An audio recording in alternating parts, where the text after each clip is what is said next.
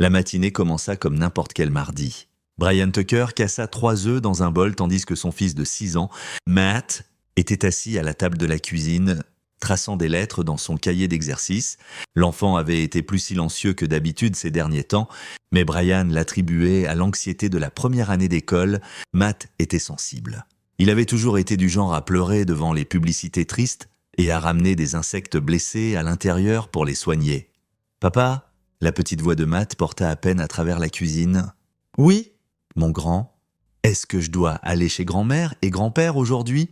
Brian jeta un coup d'œil par-dessus son épaule.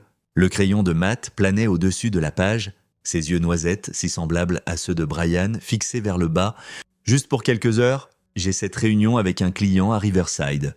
Tu te souviens? Je ne peux pas t'emmener cette fois. Est-ce que je ne peux pas rester avec M ?» Wade Schaefer avait été le meilleur ami de Brian depuis l'université. Il travaillait maintenant comme photographe freelance depuis son studio à domicile, à 2 pâtés de maison. Matt adorait visiter la maison de Wade, fasciné par les appareils photo et l'équipement d'éclairage. Mais Wade avait mentionné une séance photo prévue pour aujourd'hui. « Wade travaille. Mon grand? En plus, grand-mère a dit qu'elle préparait tes biscuits préférés. » Matt resserra sa prise sur le crayon. « Papa, s'il te plaît, je ne veux pas y aller. » Brian se tourna complètement maintenant, spatule en main. « Qu'est-ce qui ne va pas? Est-ce qu'il s'est passé quelque chose la dernière fois ?» Le visage du garçon se plissa, ce signe révélateur que les larmes se formaient. « Grand-père se fâche quand je pleure, et grand-mère dit que je suis trop mou. Ils me font faire des choses et ça fait mal. » Et Brian traversa jusqu'à la table, s'agenouillant à côté de la chaise de son fils. Il garda sa voix calme malgré la pointe soudaine d'inquiétude. « Quel genre de choses ?» Matt secoua la tête rapidement, ses boucles rebondissant. « Je ne peux pas dire. Ils m'ont dit que c'est un secret. Ils ont dit que si je le dis, quelque chose de mauvais arrivera. » Brian sentit sa mâchoire se serrer. Les parents de Cassie avaient toujours été stricts, des types ex-militaires qui géraient leur foyer comme une caserne. Clint Pena en particulier avait des opinions fortes sur l'éducation trop douce, faisant souvent des commentaires pointus sur la façon dont Brian dorlotait Matt. Mais des menaces, des secrets? Matt, regarde-moi. Brian attendit jusqu'à ce que les yeux humides de son fils rencontrent les siens. Tu peux me dire n'importe quoi? Toujours. Aucun secret n'est plus important que ta sécurité. La lèvre du garçon trembla. Ils sauront? Maman leur a dit que je me plaignais. Ils ont dit que la prochaine fois serait pire si je continue d'être un bébé à ce sujet. Une sensation froide remonta le long de la colonne vertébrale de Brian. Maman, c'est pour ça? Matt hocha la tête, les larmes coulant enfin. Elle dit que la méthode de grand-père fonctionne? Que tu ne comprends pas parce que ta famille était trop indulgente avec toi? Brian serra son fils dans ses bras, l'esprit en ébullition. Cassie avait passé plus de temps chez ses parents ces derniers temps, emmenant souvent Matt pour des moments de lien familial. Quand Brian s'était opposé à la fréquence, elle l'avait accusé d'essayer de l'isoler de sa famille. Les disputes étaient devenues si vives qu'ils avaient accepté de commencer une thérapie de couple le mois prochain. Mais ça, c'était différent. « D'accord », dit Brian calmement, se reculant pour regarder Matt. « Voici ce qu'on va faire. Je vais t'emmener chez grand-mère comme d'habitude. Mais je veux que tu saches quelque chose. Mon grand, je vais arranger ça. Quoi qu'il se passe, ça s'arrête aujourd'hui. Est-ce que tu peux être courageux? Juste pour un petit moment encore. » Matt essuya son nez sur sa manche. « Tu promets que tu reviendras vite? »« Je promets. » Brian se leva, son esprit déjà en train de formuler un plan. « Va t'habiller? Mets ton t-shirt préféré, celui avec le dinosaure. » Tandis que Matt montait les escaliers en courant, Brian sortit son téléphone et appela Wade. « Un peu tôt pour toi ?» répondit la voix rauque de Wade. « J'ai besoin d'une faveur. Peux-tu annuler ta séance photo aujourd'hui? » Déjà reportée. Le lever de soleil était trop nuageux de toute façon. Qu'est-ce qui se passe? Brian garda sa voix basse. Quelque chose ne va pas avec Matt? Il est terrifié d'aller chez les parents de Cassie. Il dit qu'ils lui font mal, qu'ils lui font garder des secrets. Cassie sait apparemment et approuve. Silence à l'autre bout. Jésus, Brian, qu'est-ce que tu as besoin? Je vais le déposer. Mais je ne pars pas. J'ai besoin que tu amènes ta voiture et que tu me rejoignes à 2 pâtés de maison de leur maison. Garce-toi où tu peux voir leur allée. Apporte ton objectif téléphoto, celui que tu utilises pour la faune. Tu surveilles tes beaux-parents? Mon fils m'a dit qu'ils lui font mal. Wade, Cassie le couvre. J'ai besoin de savoir ce qui se passe dans cette maison.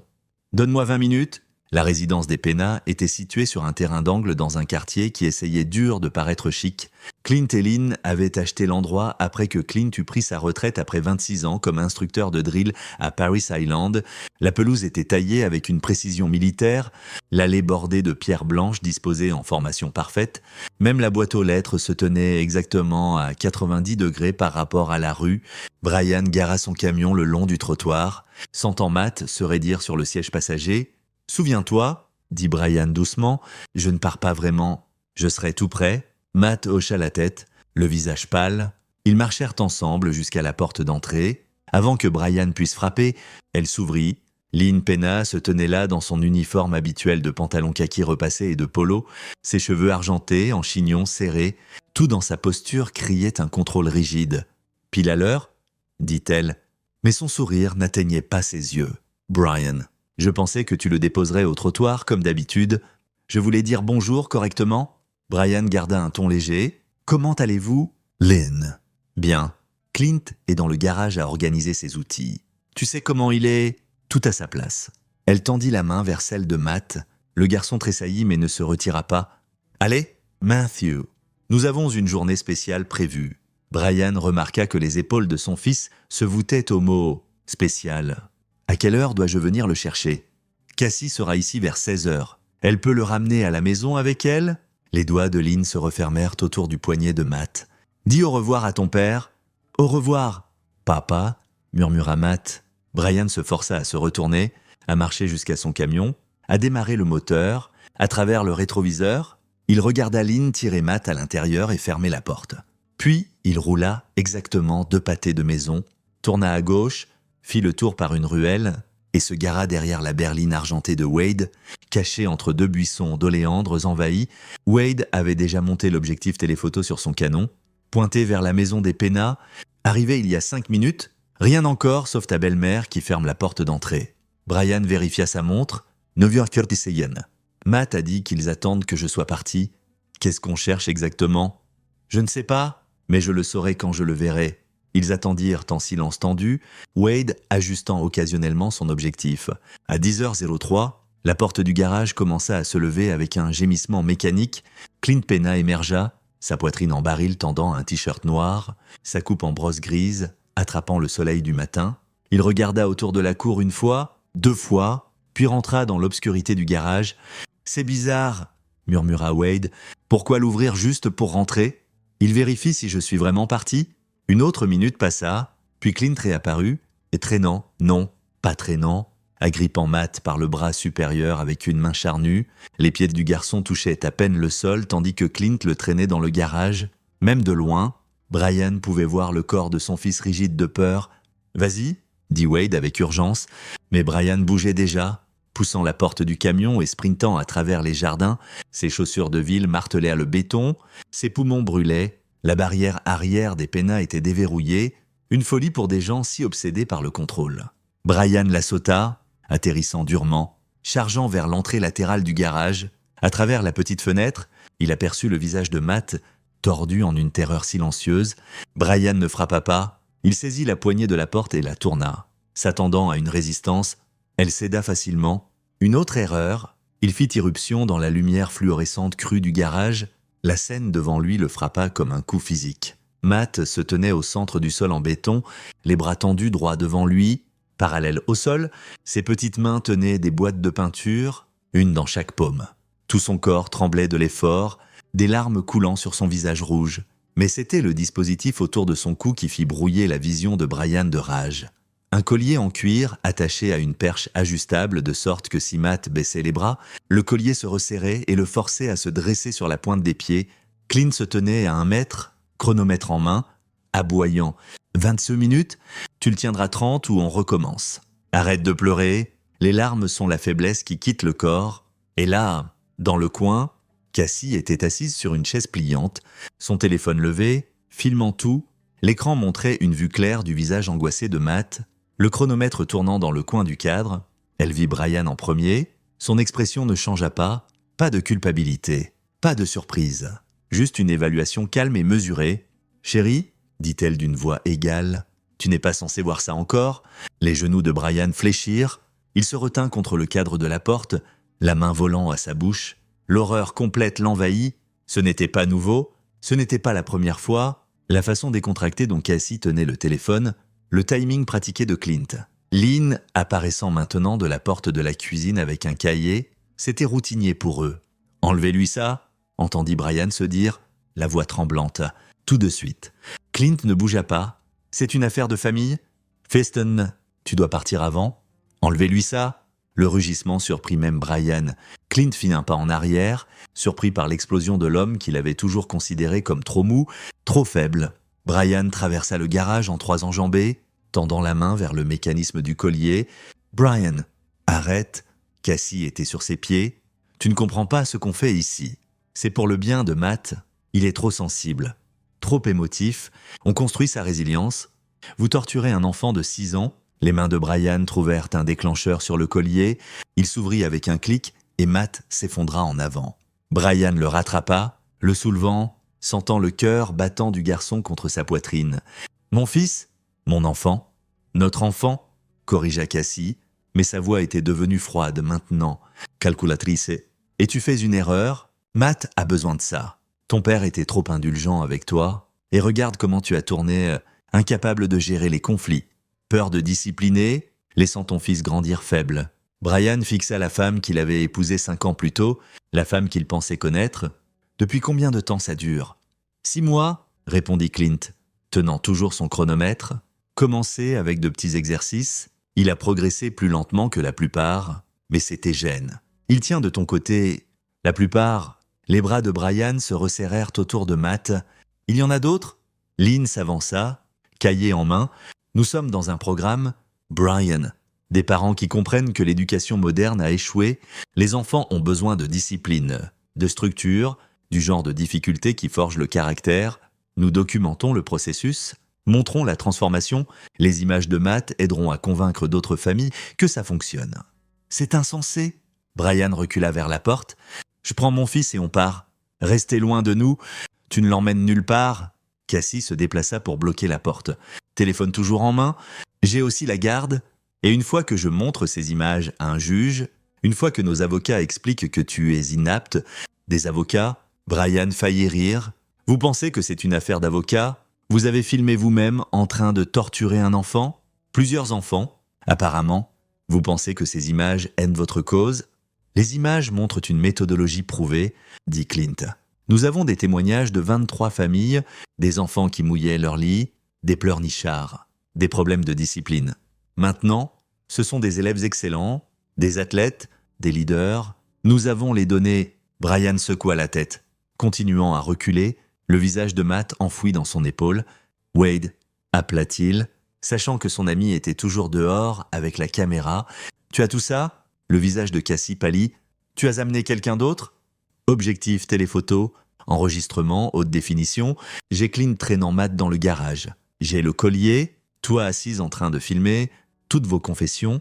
Brian atteignit la porte. Restez loin de mon fils, ou ces images vont partout. Police. FBI, chaque chaîne de nouvelles en Californie. Tu ne peux pas ? Commença Cassie. Je viens de le faire. Brian sortit, tenant toujours Matt. Wade apparut du coin, caméra en main, expression sinistre. J'ai tout, confirma Wade. Envoyé sur le cloud aussi, au cas où. Brian porta Matt à travers la cour vers la barrière, s'attendant à ce que quelqu'un le suive. S'ébatte. L'arrête. Mais les peinards restèrent simplement dans leur garage, figés, comme si le script qu'ils suivaient depuis des mois avait soudainement manqué de pages. Dans le camion, Brian tint son fils, le berçant doucement, tandis que le garçon sanglotait dans sa chemise. Wade monta du côté passager, une présence silencieuse. « Je suis désolé », murmura Brian dans les cheveux de Matt. « Je suis tellement désolé de ne pas t'avoir cru plus tôt. Je suis tellement désolé de t'avoir laissé là ne serait-ce qu'une fois. Tu es revenu ?» parvint Matt à dire entre deux hoquets. « Tu as promis et tu es revenu. »« Toujours ? Je reviendrai toujours pour toi. » Les larmes de Brian coulèrent maintenant, chaudes et furieuses. « Ils ne te toucheront plus jamais ? Je te le promets. » Mais même en le disant, Brian savait que ce n'était pas suffisant. Les images que Wade avait capturées étaient des preuves.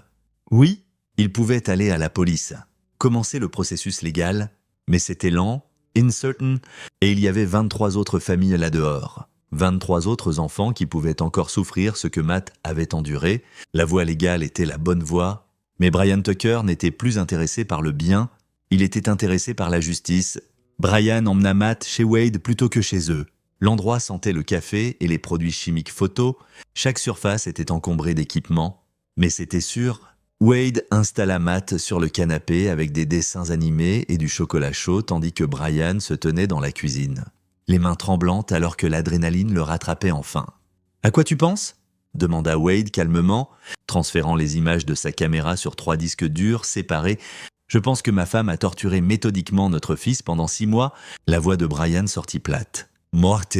Je pense que ses parents dirigent une sorte de programme d'entraînement à la maltraitance d'enfants et le vendent à d'autres familles. Je pense qu'il y a au moins 23 autres enfants là-dehors en ce moment. Peut-être avec des colliers, peut-être pire. On appelle la police ?» dit Wade. Tout de suite, c'est une maltraitance d'enfants claire. Conspiration. Probablement des accusations de trafic ou d'exploitation aussi. Et puis quoi? Ils engagent des avocats. Clint et Lynn ont de l'argent. La pension militaire de Clint plus ce qu'ils gagnent avec ce programme, ils sortiront sous caution pendant que l'affaire se monte. Combien de temps jusqu'au procès? Unan, 18 mois. Pendant ce temps, ces autres familles sont averties, détruisent les preuves, déplacent les opérations. La mâchoire de Wade se crispa. Alors, quelle est l'alternative? Brian regarda vers le salon où Matt était captivé par des animaux animés, son fils.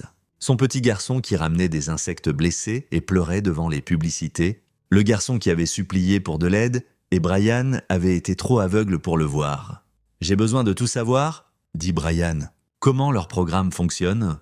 Qui sont leurs clients? Où sont les preuves ?»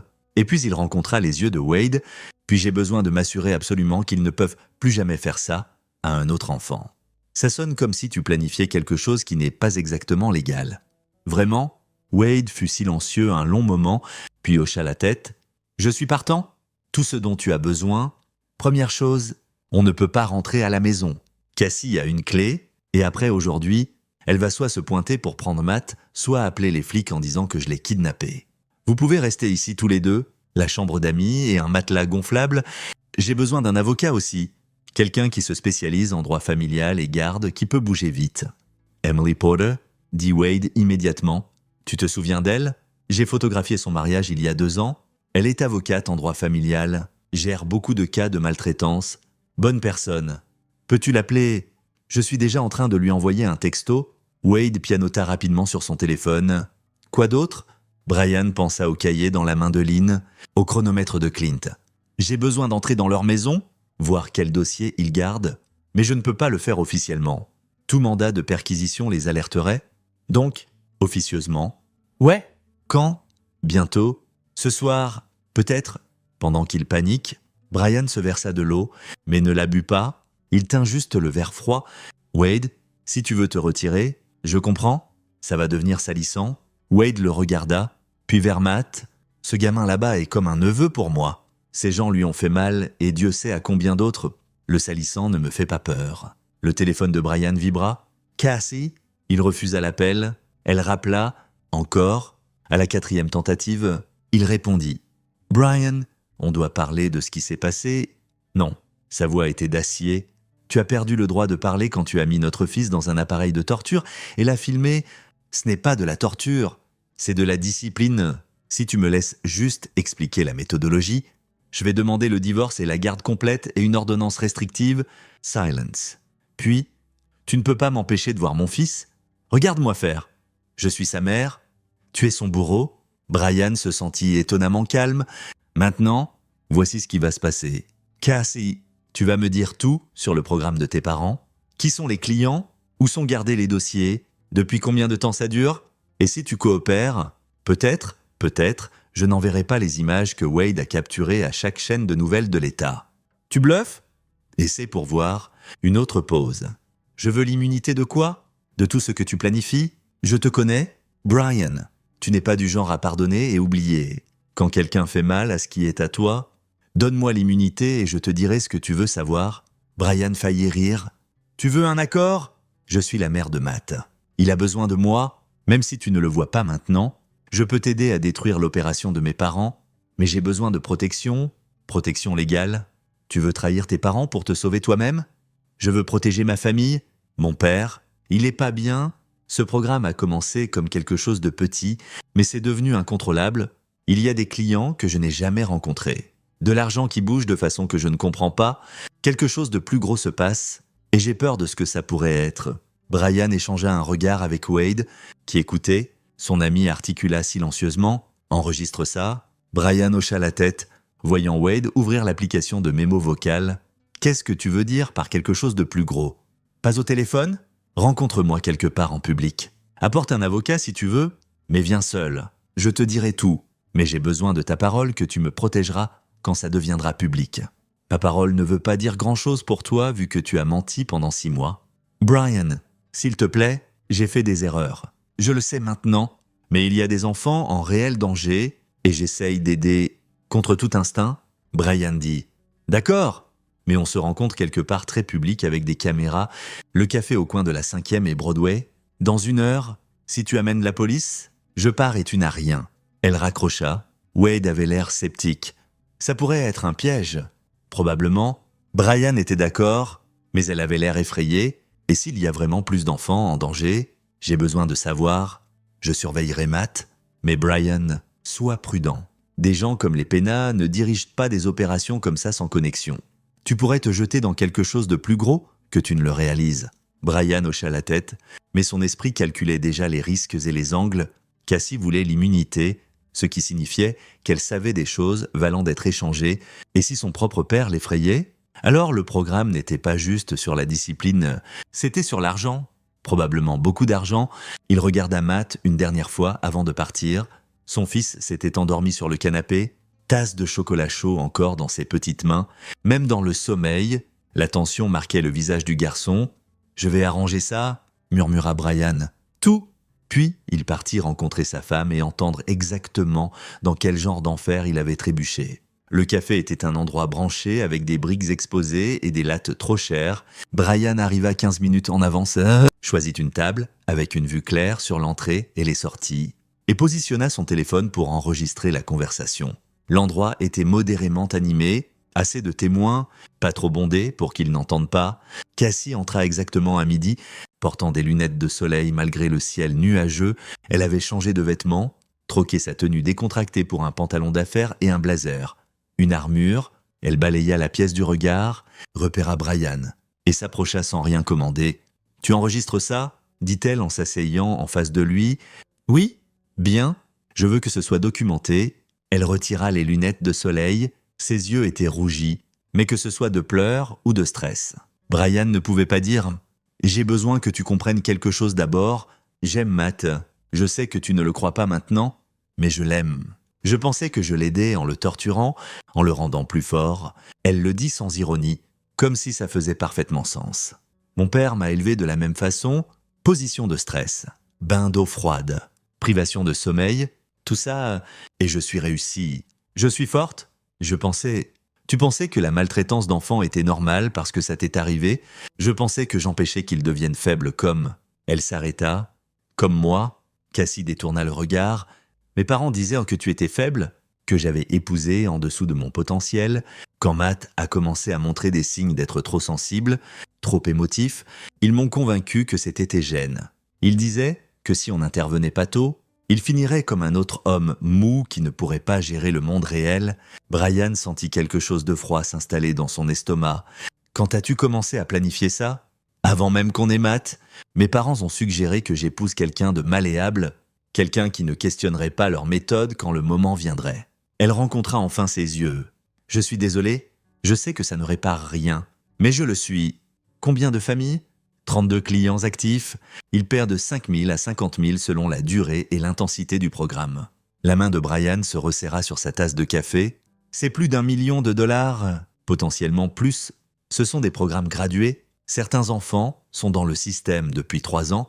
Mon Dieu, ça empire. » Cassie se pencha en avant. « Il y a 2 mois, un homme nommé Alvin Walker a approché mon père. Tu es sur quelque chose de plus gros ? Je ne sais pas exactement quoi, mais il a visité des installations comme celle de mes parents, recrutant. Il leur a offert un demi-million pour franchiser leur méthode.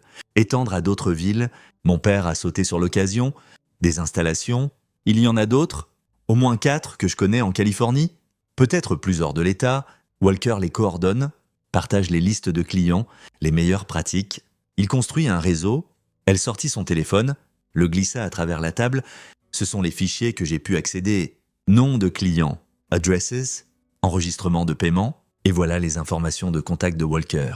Brian fit défiler les documents, l'estomac retourné, certaines adresses étaient locales. Il reconnaissait des noms de rues, des quartiers. Ce n'étaient pas des monstres distants, c'étaient des voisins.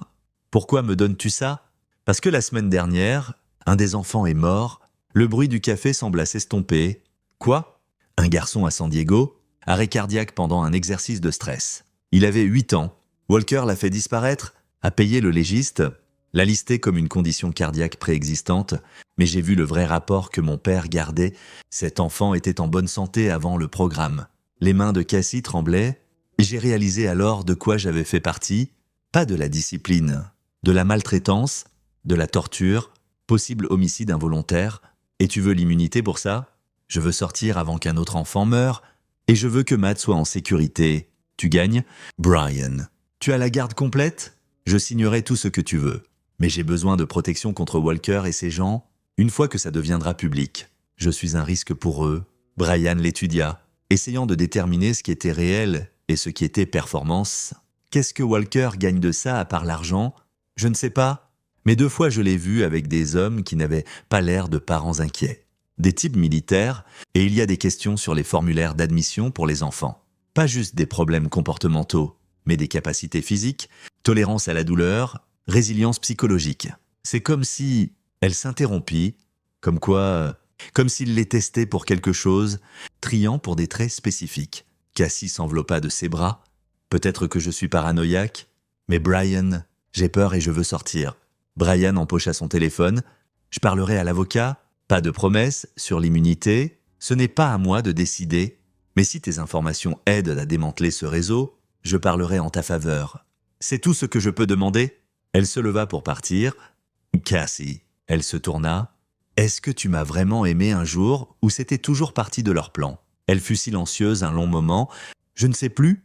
Je suis désolée. Puis elle partit, laissant Brian seul avec un téléphone plein de preuves et une réalisation croissante que la maltraitance de son fils n'était qu'une petite pièce de quelque chose de beaucoup, beaucoup plus grand. Il appela Emily Porter sur le chemin du retour vers la maison de Wade. « Même Mathieu Tucker », répondit l'avocate. « Wade m'a briefé. Je suis horrifié par ce qui est arrivé à votre fils. J'ai déjà rédigé des motions d'urgence pour la garde. On peut les déposer cet après-midi. J'ai plus de preuves maintenant. Beaucoup plus. Et c'est plus gros qu'une seule famille. Combien plus gros? Multi-État, possiblement juridiction fédérale. Et il y a eu un mort. Silence. Puis, je pense qu'on doit avoir une plus longue conversation et peut-être impliquer quelqu'un du bureau du procureur. Non? Pas encore. Brian naviguait dans la circulation, l'esprit en ébullition. Les gens qui dirigent ça ont des connexions, de l'argent. Ils ont fait disparaître la mort d'un enfant. Si on passe par les canaux officiels, ils se disperseront. M. Tucker, je comprends que vous soyez en colère, mais je ne suis pas en colère. Je suis concentré et j'ai besoin de votre aide. Mais en tant qu'avocate, pas en tant qu'officier de justice. Pouvez-vous faire ça? Emily Porter soupira. Qu'est-ce que vous proposez? Je propose qu'on rassemble assez de preuves pour que ce soit absolument inattaquable avant d'aller public. Je propose qu'on identifie chaque enfant actuellement en danger et qu'on les extrait avant que le réseau sache qu'on arrive. Et je propose qu'on le fasse d'une façon où ces gens ne peuvent pas s'en sortir par des avocats ou disparaître dans un pays sans extradition. C'est de la justice vigilante, c'est protéger des enfants tout en construisant un dossier solide. Vous êtes partante ou pas? Une autre longue pause. Et j'ai besoin de voir tout ce que vous avez. Et M. Tucker. Si quelqu'un est blessé dans cette croisade, je pars. Compris? Compris? Pouvez-vous me rencontrer à la maison de Wade Schaeffer? Donnez-moi 1 heure. Brian raccrocha et appela immédiatement un autre numéro. Un homme qu'il avait juré de ne plus jamais contacter, Jacob Fitzpatrick, répondit à la 3e sonnerie. Et Tucker. Ça fait un bail. J'ai besoin de ton aide? Jake. Avec quoi? Tu te souviens quand tu as offert de m'enseigner tout ce que tu sais sur la sécurité informatique? Tu as dit que j'aurais dû aller dans ton domaine au lieu de la gestion de construction. Je me souviens que tu as dit que mon domaine était trop proche de l'illégal pour ton confort. Ouais? Eh bien, mon niveau de confort vient de changer. Au moment où Brian revint à la maison de Wade, Matt était réveillé et jouait avec les vieux appareils photo de Wade. Examinant chaque objectif sous les instructions patientes de son ami, la normalité de ça, la concentration calme, l'explication douce firent serrer la gorge de Brian. C'était ce à quoi l'enfance devrait ressembler. Emily Porter arriva en premier rang, une femme dans la quarantaine avec des yeux bienveillants et une manière efficace. Elle écouta l'enregistrement de la confession de Cassie, examina les fichiers sur le téléphone de Cassie et prit des notes soigneuses. « C'est substantiel », dit-elle enfin. Avec la coopération de Madame Tucker, on pourrait construire un dossier qui démantèle tout le réseau, mais Tucker, ça doit impliquer les autorités. Le FBI a une unité contre l'exploitation des enfants et le trafic humain qui gère exactement ce type d'opération. Combien de temps ça prend de la plainte initiale aux arrestations? Semaines minimum, plus probablement des mois. Ils auront besoin de vérifier les informations, coordonnées entre juridictions, et pendant ces semaines ou mois, combien d'autres enfants souffrent? Combien en meurent? Brian secoua la tête. Je ne vais pas attendre. Alors, quel est votre plan? Avant que Brian puisse répondre, la sonnette retentit. Wade répondit, laissant entrer Jacob Fitzpatrick, un homme maigre aux tempes grisonnantes et avec l'intensité calme qui venait d'années dans le renseignement militaire. Il avait pris sa retraite dans le secteur privé 5 ans plus tôt, faisant maintenant du consulting en sécurité que Brian suspectait impliquer des activités mieux non examinées de trop près. « La bande est au complet ?» dit Jake, serrant la main de Wade. « Tucker, tu avais l'air urgent au téléphone. De quoi s'agit-il ?» Brian exposa tout, la maltraitance de Matt, le programme des PENA, le réseau de Walker, la mort à San Diego. Jake écouta sans interrompre, son expression s'assombrissant à chaque détail. 32 clients actifs dans votre région, dit Jake quand Brian finit. 4 installations connues. Un coordinateur avec assez d'influence pour couvrir la mort d'un enfant. Ce n'est pas juste un réseau, c'est une infrastructure. Walker a construit quelque chose de durable. Peux-tu le trouver? Alvin Walker. Jake sortit sa tablette, ses doigts volants. Non courant, mais avec les détails que tu as donnés. Ouais, je peux le trouver. Je peux probablement trouver toute son opération. Si tu sais ce que je devrais faire pour accéder à ces informations, c'est une autre question. Je me fiche de la légalité maintenant. Emily Porter ferma les yeux. Je n'entends pas ça. Alors va attendre dans une autre pièce, dit Brian, pas méchamment. Mais Emily, tu l'as dit toi-même, semaines ou mois, je parle de jours. D'ici ce week-end, je veux chaque enfant hors de danger et chaque personne impliquée exposée. C'est impossible, dit Emily. Rien n'est impossible. Le sourire de Jake était tranchant. Juste cher et illégal? Heureusement pour toi, Tucker. J'ai été ennuyé ces derniers temps et je n'aime vraiment pas les gens qui font mal aux enfants. Jake, je ne peux pas te payer. Je n'ai pas demandé de paiement. Considère ça pro bono. En plus, certaines de mes méthodes ne marchent pas aussi bien. S'il y a une trace papier, il fit craquer ses jointures. J'aurais besoin d'accès au téléphone de Madame Tucker. Toute preuve physique de la maison des PENA est 12 heures. Peux-tu m'y faire entrer? Brian y pensa. Ce soir, ils vont se regrouper, probablement consulter Walker. Je peux surveiller l'endroit, attendre qu'ils partent. Effraction, dit Emily faiblement. Accès non autorisé à une propriété privée, surveillance illégale. Sentez-vous libre de partir à tout moment, dit Brian. Mais si vous restez, j'ai besoin que vous m'aidiez à comprendre le droit de garde. J'ai besoin que Matt soit protégé maintenant. Aujourd'hui, d'une façon que Cassie ne puisse pas contester ou renverser. Pouvez-vous faire ça? Emily regarda Matt, toujours en train d'examiner les objectifs photos avec un émerveillement enfantin, béatement inconscient des machinations adultes se passant dans la pièce voisine. Quelque chose durcit sur son visage. Je peux déposer des ordonnances d'urgence pour la garde basées sur une maltraitance documentée. La vidéo que Wade a capturée est un motif pour une intervention immédiate. Je peux aussi déposer des ordonnances restrictives contre Madame Tucker et les 2 grands-parents, efficaces immédiatement. Ça vous donne un soutien légal s'ils essaient de prendre Matt. Combien de temps? Et j'ai une amie qui est juge en droit familial. Si je dépose électroniquement dans la prochaine heure, elle peut examiner et signer aujourd'hui. Vous aurez la garde temporaire complète d'ici le dîner. Faites-le. Brian se tourna vers Wade. Tu es sûr de ça? Une fois que tu commences sur cette voie, il n'y a pas de retour en arrière. Brian regarda son ami. Puis Jake, puis Emily. Ils ont fait mal à mon fils pendant 6 mois, pendant que j'étais trop aveugle pour le voir. Il y a 31 autres enfants là-dehors maintenant, peut-être plus, souffrant la même chose, et les gens responsables pensent qu'ils peuvent payer des légistes et faire tout disparaître. Donc ouais, je suis sûr. On est tous partants, dit Wade. Jake sortit une carte sur sa tablette. Montre-moi la maison des Pena, je la sonderai à distance, trouverai leur système de sécurité, déterminerai le meilleur point d'entrée. Emily rassembla ses affaires. Je vais faire le dépôt pour la garde. Mayhem, Tucker. Quand ce sera fini, quand vous aurez exposé le réseau et protégé ses enfants, vous devez laisser la loi gérer la punition. Promettez-le-moi. Brian rencontra à ses yeux ces viles inquiétudes-là, la peur qu'il devienne quelque chose de sombre dans sa quête de justice. Je promets que chaque personne impliquée aura exactement ce qu'elle mérite.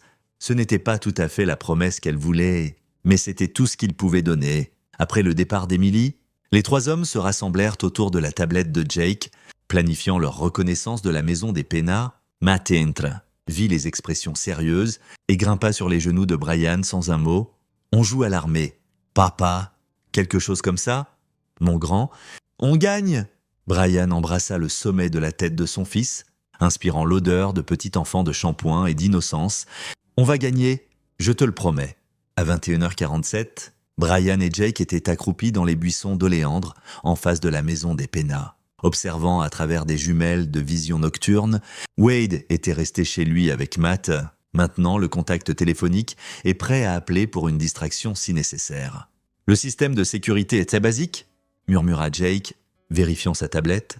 Câblé, pas intégré à une maison intelligente, je peux boucler les flux de caméras d'ici, détecteur de mouvement aux portes avant et arrière. Mais rien sur l'entrée latérale du garage. Probablement parce qu'il l'utilise aussi souvent qu'il déclenche des fausses alarmes. Des amateurs. Clint était militaire, contrecarra Brian. Il n'est pas stupide. Non, mais il est arrogant. Les gars militaires comme lui pensent que leur entraînement les rend intouchables. Ils ne comptent pas sur de vrais professionnels. Les doigts de Jake dansèrent sur son écran. Ok, les caméras sont en boucle de 30 secondes à partir de maintenant. On a une fenêtre de 20 minutes avant la détection de boucle. Entrer et sortir vite et silencieusement, ils traversèrent la rue, restant dans les ombres. La maison des Pena était sombre, sauf pour une lumière à l'étage, la chambre de Clint et Lynn. Selon Cassie, ils gardèrent des dossiers méticuleux de tout, stockés dans des armoires de classement, dans le bureau converti. C'était la cible principale. Jake crocheta la serrure de la porte du garage en moins de 15 secondes. L'estomac de Brian se noua alors qu'ils entrèrent dans l'espace où, quelques heures plus tôt, Matt avait souffert. Le dispositif du collier pendait encore à sa perche, un monument métallique à la cruauté. « Jésus !» souffla Jake en le voyant. « Tu n'exagérais pas ? J'aurais aimé… » Ils traversèrent le garage vers la maison proprement dite. Jake désactiva le détecteur de mouvement à la porte intérieure et ils entrèrent dans la cuisine. Brian avait été ici des dizaines de fois pour des dîners familiaux, se sentant toujours légèrement mal à l'aise sous le regard scrutateur de Clint et l'hospitalité rigide de Lynn. Maintenant, il voyait l'endroit différemment, pas comme une maison, mais comme un quartier général pour quelque chose de monstrueux. Le bureau était au bout du couloir, après le salon avec ses souvenirs militaires et son mobilier parfaitement arrangé. Brian avait toujours pensé que la décoration régimentée était juste Clint étant Clint.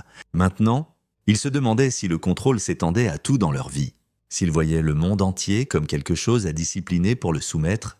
Dans le bureau, Jake alla immédiatement vers les armoires de classement, tandis que Brian vérifia l'ordinateur. Il était protégé par mot de passe, mais Jake produisit une clé USB qui contourna la connexion en secondes. « Les dossiers clients sont tous ici », dit Jake, photographiant rapidement les documents avec son téléphone. « Noms, addresses, calendrier de paiement, c'est accablant. Et regarde, des références croisées à d'autres installations, San Diego, Sacramento, Fresno et Portland. C'est plus gros que la Californie ?» Brian ouvrit les emails sur l'ordinateur. La plupart étaient banals, mais un dossier étiqueté « Réseau AWE » contenait tout, correspondance avec Alvin Walker, contracts, méthodologie, manuel d'entraînement et des vidéos, des centaines de fichiers vidéo avec des noms cliniques. Sujet 12, jour 14, session 3. Brian en ouvrit un au hasard, une fille peut-être de 7 ans dans une position de stress similaire à celle que Matt avait endurée. Le timestamp courait pour 43 minutes. Il le ferma immédiatement, se sentant malade. « Copie tout », dit Brian. Chaque fichier, chaque email, chaque preuve. Déjà en cours, Jake avait produit un disque dur portable, transférant les données à haute vitesse. Ça va prendre 10 minutes. Cependant, on a le temps. C'est alors qu'ils entendirent la porte d'entrée s'ouvrir. Les 2 hommes se figèrent. des pas dans le vestibule. Lords, Masculines, Clint. Et puis un second ensemble, plus léger, Cassie. Cuisine, porte à la voix de Clint. J'ai besoin de vérifier quelque chose. Brian et Jake se regardèrent en panique. Ils étaient dans le bureau, visible depuis le couloir. Si quelqu'un passait... Le transfert de données était à 42%. L'arrêté maintenant serait suspect.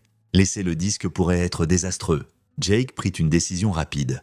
Il saisit le disque dur, le débrancha malgré l'avertissement de protestation de l'ordinateur et le fourra dans sa veste. Puis il tira Brian vers la fenêtre, une fenêtre au rez-de-chaussée qui donnait sur la cour latérale. « Vas-y !» siffla Jake. La fenêtre était peinte fermée. Brian sortit un multi-outil de sa poche, travaillant le joint aussi silencieusement que possible. Derrière eux, des pas approchaient du bureau. La porte s'ouvrait, la fenêtre céda. Brian et Jake tombèrent dans le parterre de fleurs juste au moment où les lumières du bureau s'allumèrent. Ils roulèrent dans les ombres contre la maison, respirant à peine.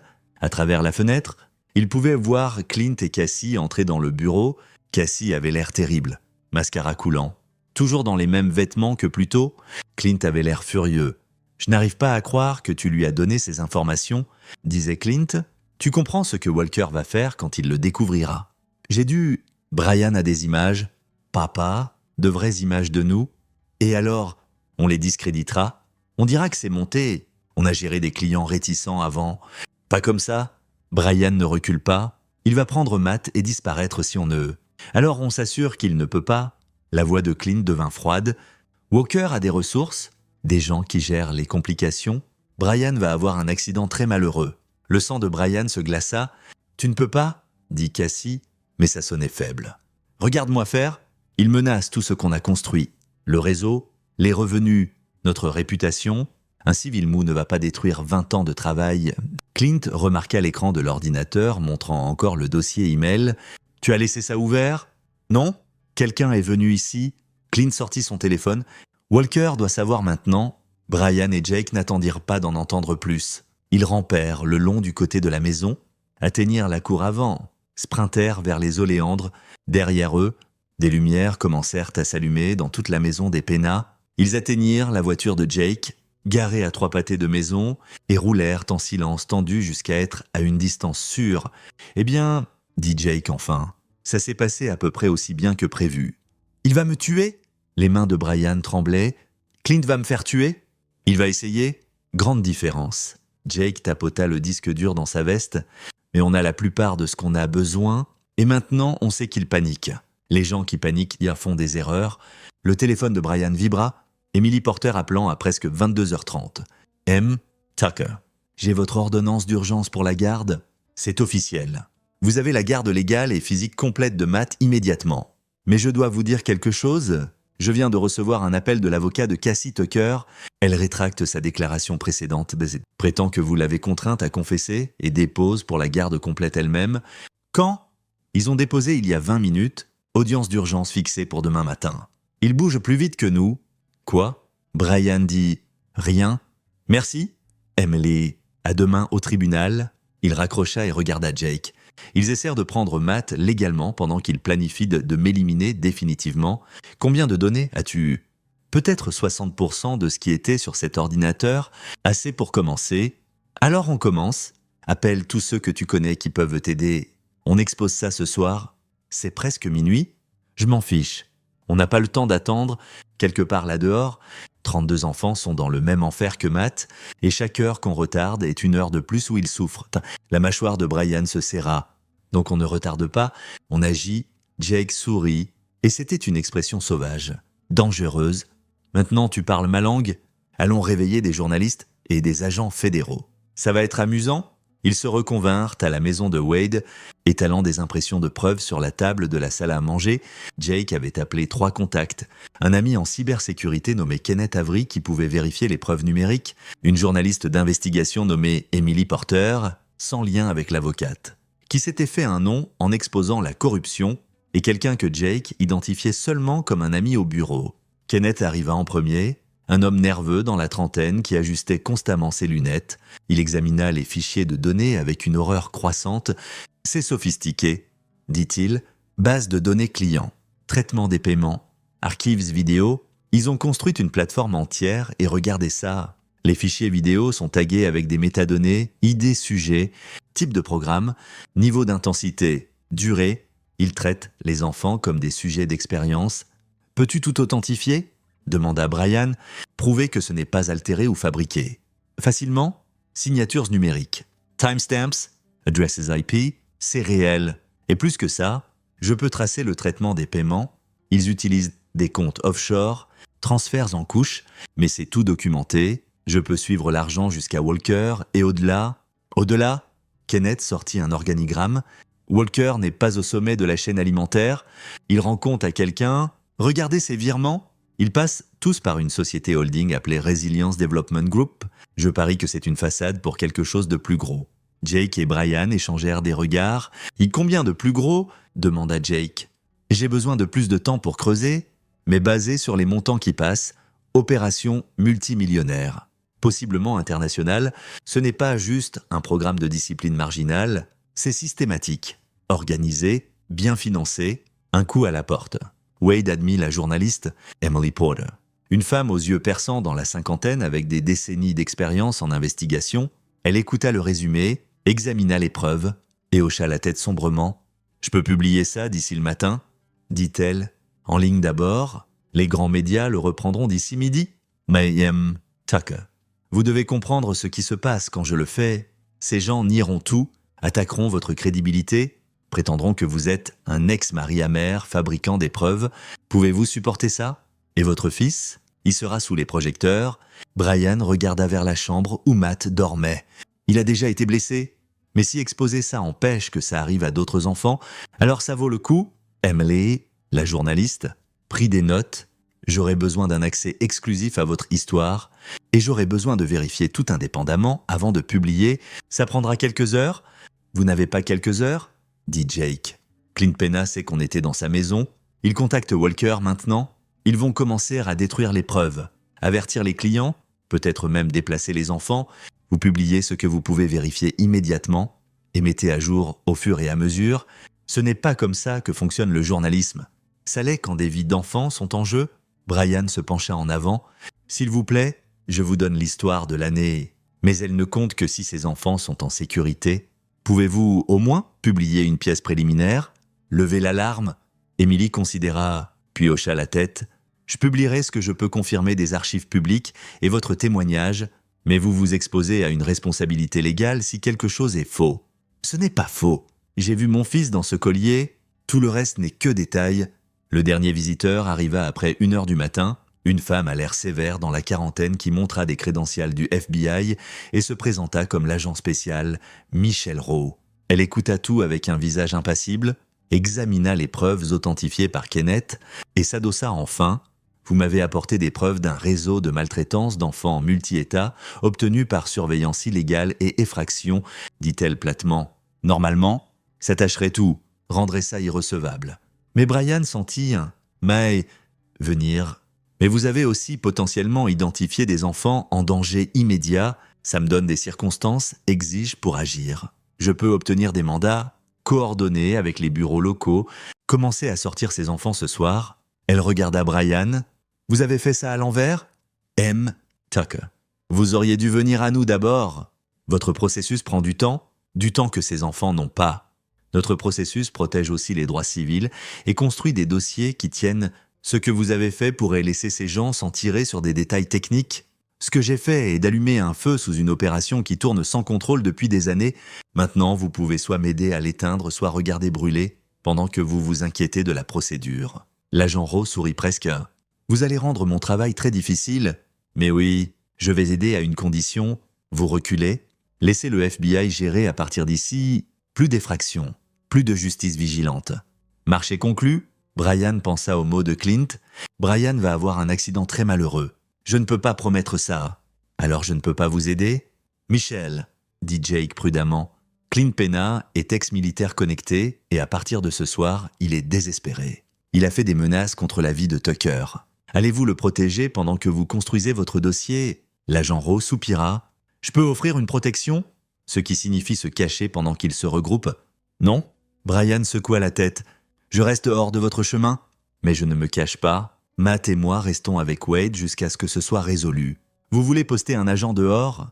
Bien, mais je ne suis pas têtu, déterminé. Il y a une audience au tribunal demain matin? Emily l'avocate intervint. Cassie Tucker essaie de regagner la garde. Ça va être compliqué avec une enquête FBI en cours. Pas si j'y suis. L'agent Rowe dit « Je coordonnerai avec votre juge, m'assurer qu'elle connaît la situation. Madame Tucker n'aura la garde de personne. » Elle se leva. « Donnez-moi tout ce que vous avez. J'aurai des équipes en mouvement d'ici 3 heures. M. Tucker. Essayez de rester en vie jusqu'à ce qu'on les ait tous arrêtés. Et j'aime. Fitzpatrick. La prochaine fois que vous voulez me donner des preuves. Et posez quasi que si tard puis intessible de ridavoda. Peut-être ne pas admettre une demi-douzaine de crimes en le faisant. » Jake sourit. « Pas de promesse ?» Après que l'agent Rowe soit parti avec des copies de toutes les preuves, les 4 restants s'assirent dans un silence épuisé. « C'est fini ?» demanda Wade. « C'est terminé ?»« Pas même proche ?» dit Brian. « Le FBI va bouger sur les cibles évidentes. Les PENA, les installations connues, mais Walker et qui que ce soit derrière Resilience Development Group, ils auront un avertissement, du temps pour couvrir leurs traces, et la menace de Clint ne disparaît pas.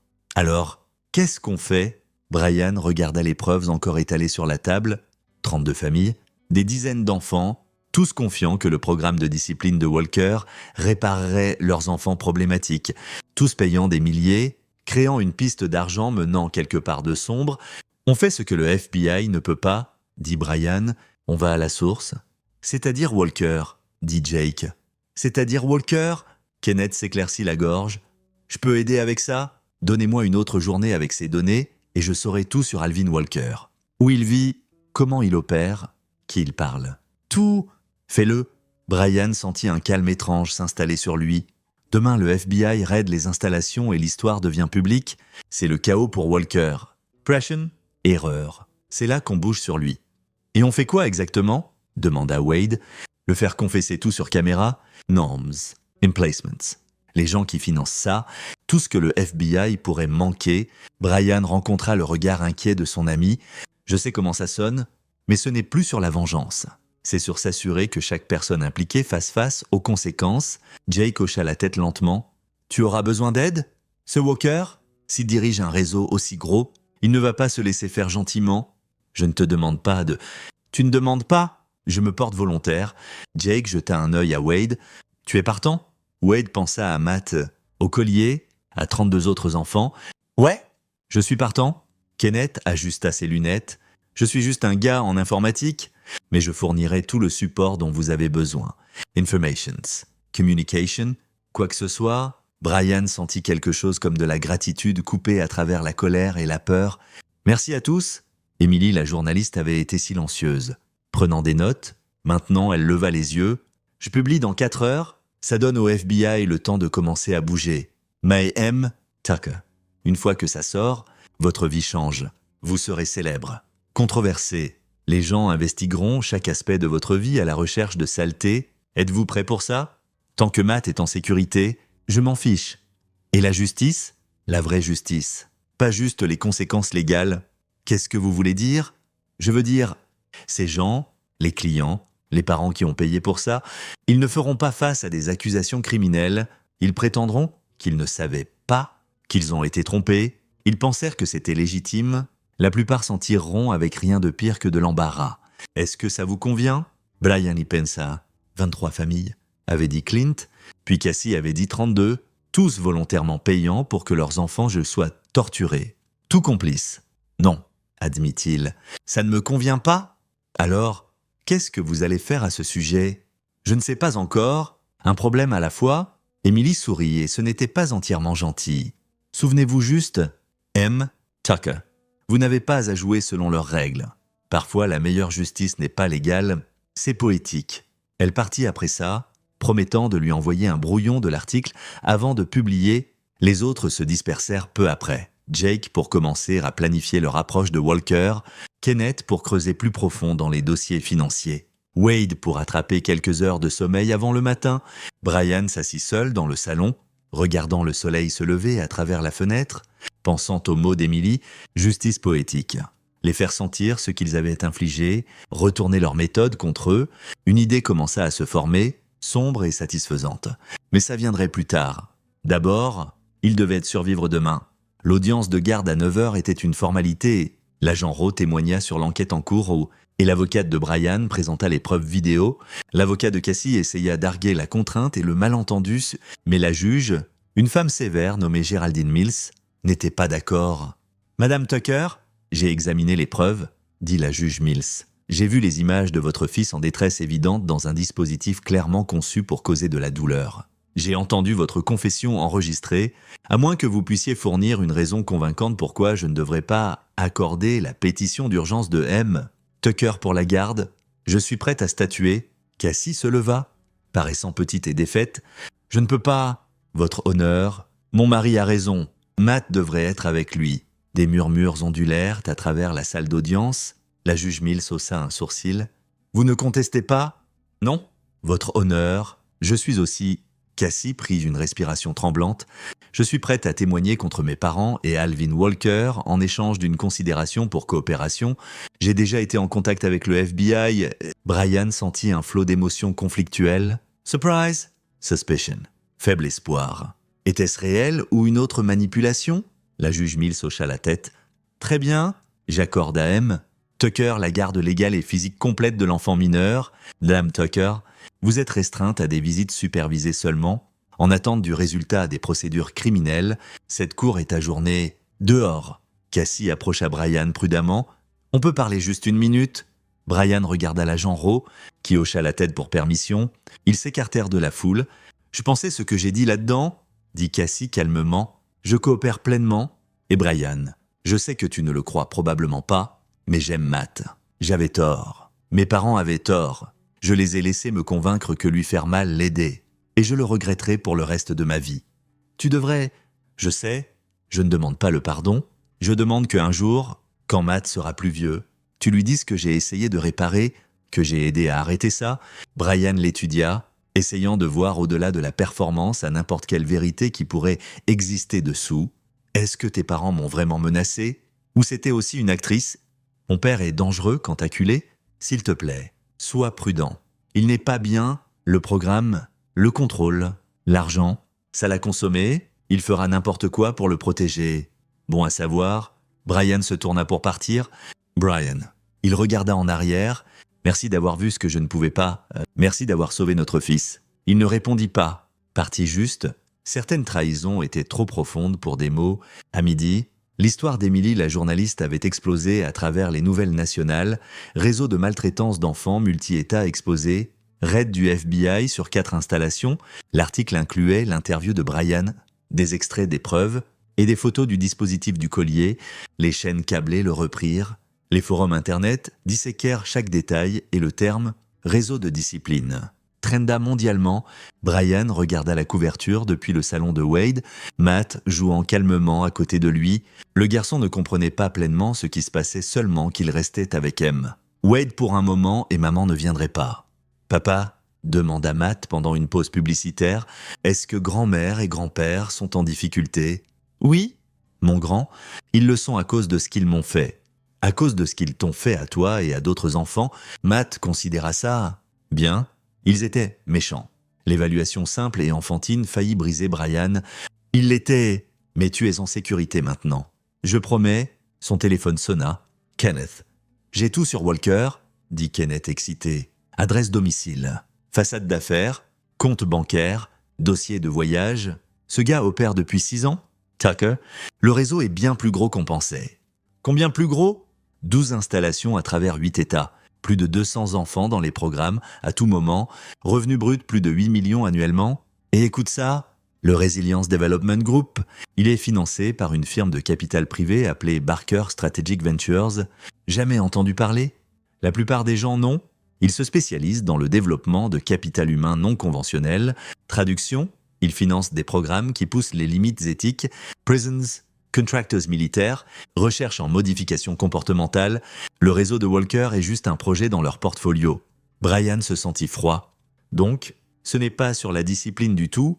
Ça ne l'a jamais été. C'est sur les données. Walker collecte des informations sur comment les enfants répondent au stress extrême, tolérance à la douleur, point de rupture psychologique, marqueur de compliance. Puis il vend cette recherche à Barker, qui l'emballe pour des clients qui veulent savoir comment briser et reconstruire des êtres humains. C'est maléfique? Ouais. Et ça empire. 3 des enfants qui sont passés par les programmes de Walker ont disparu, officiellement listés comme fugueurs ou rendus à des relatives. Mais pas de traces papier. Je pense que Barker recrute ceux qui montrent les bonnes caractéristiques. Les recrute pourquoi? Je ne sais pas. Mais rien de bon. Brian ferma les yeux, sentant l'ampleur de ça s'étendre au-delà de tout ce qu'il avait imaginé. Où est Walker maintenant? Adresse domicile à Laguna Beach? Endroit chic. Bull Domir, mais Tucker, le FBI le cherche aussi. Si tu y vas, je ne vais pas l'arrêter, je vais le faire parler. C'est ce que je pensais que tu dirais? Je t'envoie l'adresse et tout ce que j'ai trouvé. Sois prudent. Walker n'est pas comme les pénals, c'est un vrai croyant en ce qu'il fait. Après que Kenneth eut raccroché, Brian trouva Jake dans le garage de Wade assemblant de l'équipement. « On fait ça ce soir ?» dit Brian. « Walker est à Laguna Beach. Je le veux sur caméra confessant tout avant que le FBI le prenne. Le FBI a déjà émis un mandat. Il est probablement avec un avocat. Ne parlant pas. Alors on le fait parler ?» Jake leva les yeux de la plateforme caméra qu'il construisait. « Tu veux lui extorquer des informations par torture? Je veux lui donner un goût de sa propre médecine? Voir comment il aime ça? C'est une ligne? Tucker, tu l'as franchie? Tu deviens comme eux? Non? » La voix de Brian était dure. « Je deviens quelqu'un qui les arrête?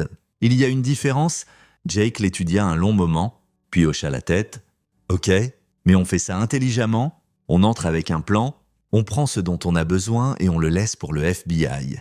Pas de dommages permanents, pas de point de non-retour. D'accord, d'accord. Alors allons ruiner la soirée d'Alvin Walker. » La maison de Walker était exactement ce que Kenneth avait décrit. Une structure moderniste en verre perchée sur les falaises de Laguna Beach, des vagues s'écrasant en dessous. La sécurité était substantielle mais prévisible. Caméras, détecteurs de mouvement, probablement un système d'alarme lié à une compagnie de sécurité privée. Il sait que le FBI arrive, observa Jake de leur position de l'autre côté de la rue. Il fait ses valises, regarde les lumières bouger à l'intérieur. À travers des jumelles puissantes, Brian regarda une silhouette se déplacer entre les pièces portant des boîtes. Walker était grand, athlétique, probablement mi-quarantaine. Il bougeait avec une précision militaire. Quelqu'un habitué aux situations de pression. S'il fuit, on le perd, dit Brian. Donc on ne le laisse pas fuir? Jake vérifia sa montre. La patrouille de sécurité passe toutes les 90 minutes. La dernière était il y a 20 minutes. On a une fenêtre. Ils approchèrent du côté plage, escaladant les rochers avec une facilité surprenante. Le fond de construction de Brian le rendait confortable, avec les hauteurs et positions précaires. Jacob apporta du matériel, équipement de rappel, coupe-vert, dispositif à impulsion électromagnétique pour griller le système d'alarme. 30 secondes après que j'active l'EMP, murmura Jake. La compagnie d'alarme recevra une alerte. Puis c'est une question de vitesse de réponse. Donc on a peut-être 10 minutes à l'intérieur, moins 5 pour être sûr. Ils entrèrent par une fenêtre au rez-de-chaussée, atterrissant dans ce qui ressemblait à un bureau à domicile. Des papiers couvraient le bureau. Walker faisait vraiment ses valises, détruisant des preuves. Brian attrapa une pile de documents tandis que Jake sécurisait les sorties. « Walker » appela Brian. « Le FBI est en route. Tu es fini? Mais tu peux te faciliter les choses. Des pas à l'étage. » Puis en course, Walker n'achetait pas. Jake bloqua la porte d'entrée juste comme Walker l'atteignait. Les deux hommes se heurtèrent, luttant. Walker était entraîné, dangereux. Mais Jake avait 20 ans d'expérience avec des gens dangereux. En seconde, Walker était face contre le sol en marbre, mains attachées derrière le dos avec des liens zip. « Qui diable êtes-vous » demanda Walker. « Je suis Brian Tucker. Tu as torturé mon fils ?» La reconnaissance scintilla dans les yeux de Walker. « Et Tucker, le gars de la construction, Clint m'a dit que tu serais un problème. » Clint avait raison. Brian sortit son téléphone, le mit en enregistrement. « Voici ce qui va se passer.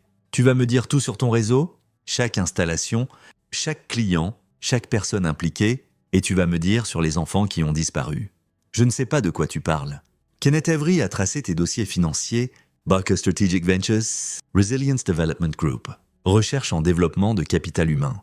3 enfants manquants. Je sais tout, Walker. J'ai juste besoin que ce soit sur caméra. » Walker rit. Un son laid. « Tu penses que tu as exposé quelque chose? Tu as à peine gratté la surface? Barker a des opérations sur 4 continents. Le réseau de discipline enfantine. C'est juste R&D. testant des méthodologies appliquées à échelle dans d'autres contextes. Quel contexte? Et prison? Entraînement militaire, rééducation politique. N'importe quelle situation où tu as besoin de briser quelqu'un et de le reconstruire, on a perfectionné les techniques sur des enfants parce que les enfants sont honnêtes. Ils ne peuvent pas cacher leur point de rupture, puis on vend cette connaissance à des gouvernements, corporations, qui que ce soit prêt à payer. Brian se sentit malade.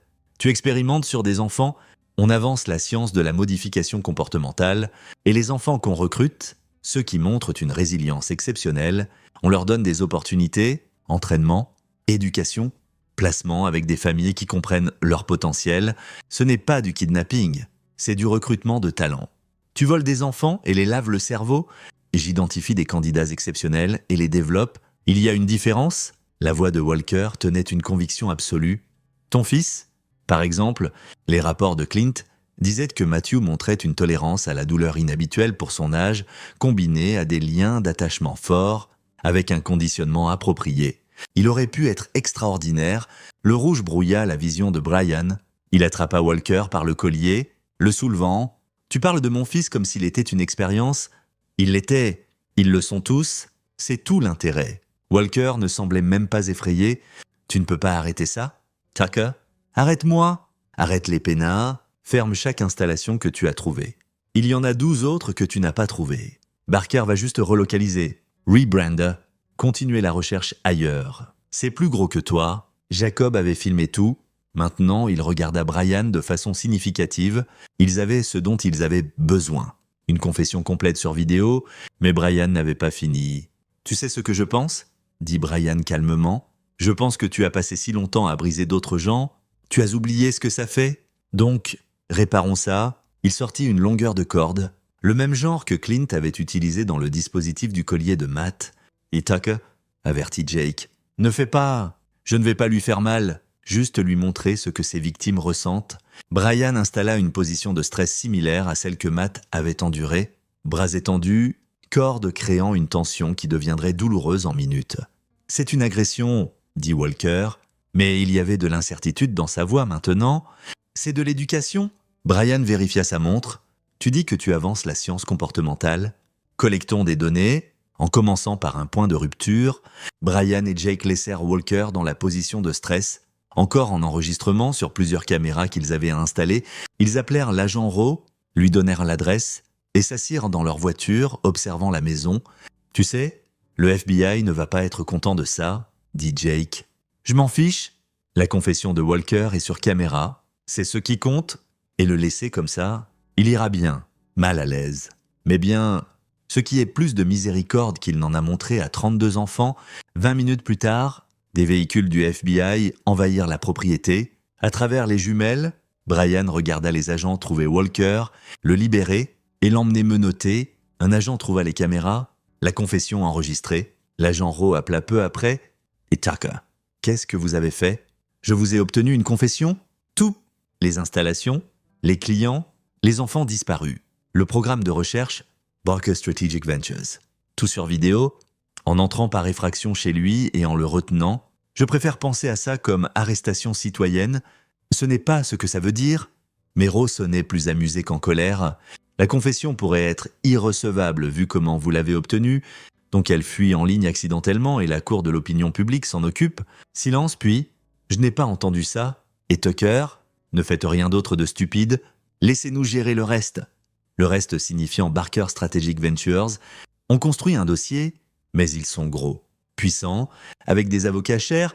Ça va prendre du temps que ces enfants disparus n'ont pas. « Je sais, on fait tout ce qu'on peut. » Elle hésita. « Pour ce que ça vaut, vous avez fait du bon travail. Salissant.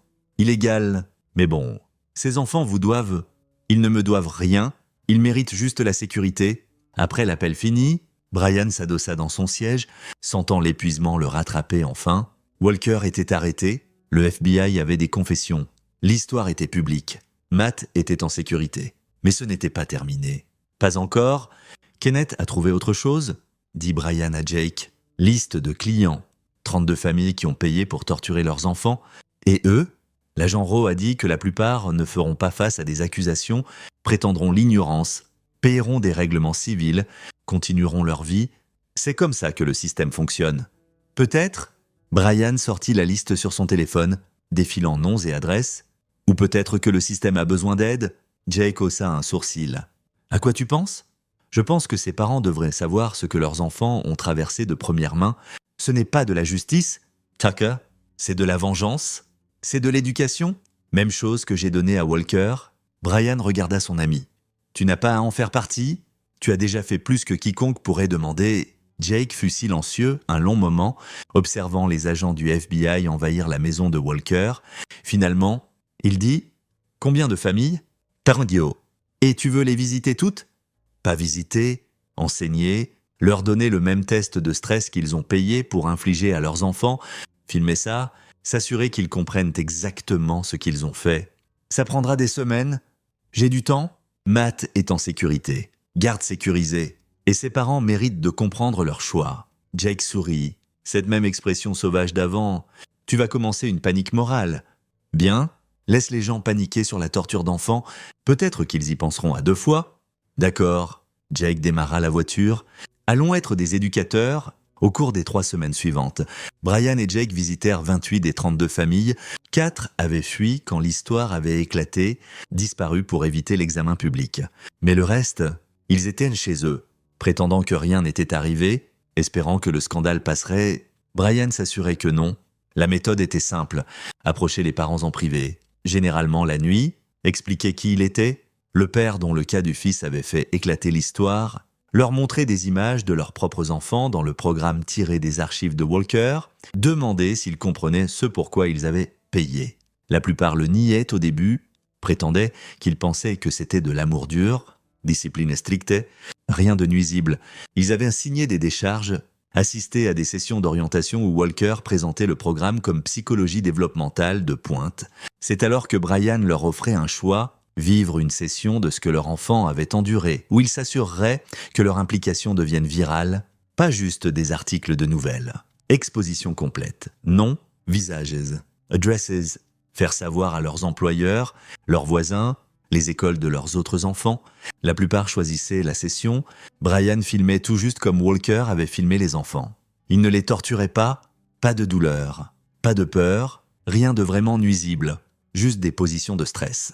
Situations uncomfortables, pression psychologique légère, assez pour comprendre ce que leurs enfants avaient ressenti, et chaque parent brisait, certains en minutes, certains en 1 heure, mais ils brisaient à tous, pleurant, suppliant, s'excusant, réalisant enfin ce qu'ils avaient fait. Les images ne seront pas publiées, leur disait Brian après, sauf si vous essayez de minimiser ce qui s'est passé. Et alors ça devient public? Compris? Ils comprenaient en 12 jours. Au moment où Brian visita la 28e famille, un couple à San Diego dont la fille de 7 ans avait été dans le programme pendant 9 mois, l'agent Rowe le rattrapa. « Et Tucker ?» dit-elle, sortant d'une berline du FBI. « On doit parler. » Brian venait de quitter la maison de la famille. Les parents encore dedans, à processeur ce qu'ils avaient vécu. « Agent Rowe, à quoi dois-je le plaisir ?» Et j'ai reçu des rapports de parents prétendant avoir été intimidés, constraints, forcés dans des situations humiliantes par un homme correspondant à votre description. L'un a expliqué « Je ne peux imaginer de quoi il parle ?» Et Brian, elle utilisa son prénom, son ton passant d'officiel à presque sympathique. « Je sais ce que vous faites. Je comprends même pourquoi, mais vous devez arrêter. Ce n'est pas de la justice. C'est du harcèlement. Est-ce du harcèlement de montrer aux parents ce pourquoi ils ont payé? De les éduquer sur leur choix. Quand vous menacez d'exposition publique et les forcez dans des situations enregistrées, oui, c'est de l'extorsion et de l'emprisonnement illégal au minimum. » Brian s'appuya contre son camion. Est-ce que l'un d'eux porte plainte? Non. Est-ce que l'un d'eux nie ce qu'ils ont fait? Non. Alors, quel est le problème? Le problème est que vous devenez ce contre quoi vous luttez. Vous utilisez la peur et le contrôle pour obtenir ce que vous voulez. Comment est-ce différent de Walker? L'intention? Walker faisait mal aux enfants pour le profit. Je m'assure que des adultes comprennent les conséquences. Grande différence. L'agent Rowe croisa les bras. Le FBI a arrêté 47 personnes connectées au réseau de Walker. On a récupéré 18 enfants qui étaient recrutés pour les programmes de Barker. On construit des dossiers contre Barker Strategic Ventures et 3 autres sources de financement. La justice se passe. Brian, vous n'avez pas besoin de continuer ça. Et les parents? Les clients? La plupart feront face à une responsabilité civile, certains pourraient avoir des accusations criminelles pour mise en danger d'enfants, ça dépend de la juridiction et de ce qu'on peut prouver qu'ils savaient. Ce n'est pas assez, c'est ce que permet la loi. Vous voulez plus? Devenez législateur. Changez le système. Mais arrêtez la justice vigilante avant de finir arrêté aux côtés des gens que vous exposez. Brian considéra ces mots, elle n'avait pas tort, il marchait sur une ligne, peut-être l'avait déjà franchie. Mais chaque parent qu'il avait visité, chaque moment de réalisation quand ils comprenaient ce qu'ils avaient fait à leurs enfants.